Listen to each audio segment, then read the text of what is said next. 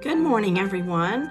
I was born into this church by way of my parents, who began attending in 1945 after my father returned from his military service in World War II.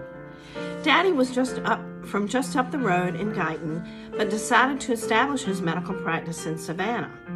He was Baptist and grew up at Guyton's New Providence Baptist Church, which was on Church Street, 2 doors down from his childhood home. Mama was born and raised in Savannah and was Methodist. In fact, they were married during the war at Savannah's Epworth Methodist Church. By the end of 1945, Mama and Daddy had a family of 5, but they weren't finished. My brother and I didn't come along for several years, but I imagine my parents wanted my older sisters to go to Sunday school and church, and they decided on First Baptist. Daddy's sister lived in Savannah and was a longtime member, and my grandmother would attend when she came to town. I was the caboose of the family, but I know Mama and Daddy wanted the same for me, a good spiritual upbringing at First Baptist. As a child, I attended Sunday school here, made lifelong friends, and was baptized by the Reverend Forrest Lanier when I was 11. When I was a teenager, I went to Sunday school, church, evening services, and fellowship.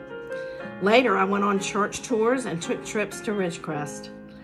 Fast forward a few years, and Steve and I were married here. Later, our 2 daughters were baptized here. These are treasured memories for me.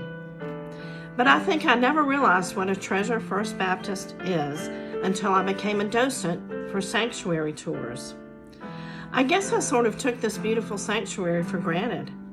Watching visitors walk in and gaze at this Greek Revival architecture made me stop and appreciate it from a different perspective.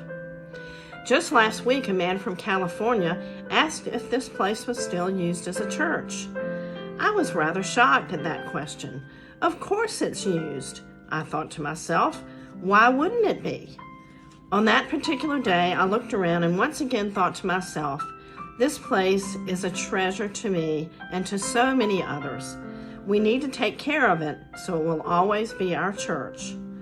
You can help by giving whatever you can to First Baptist, which is indeed a treasure.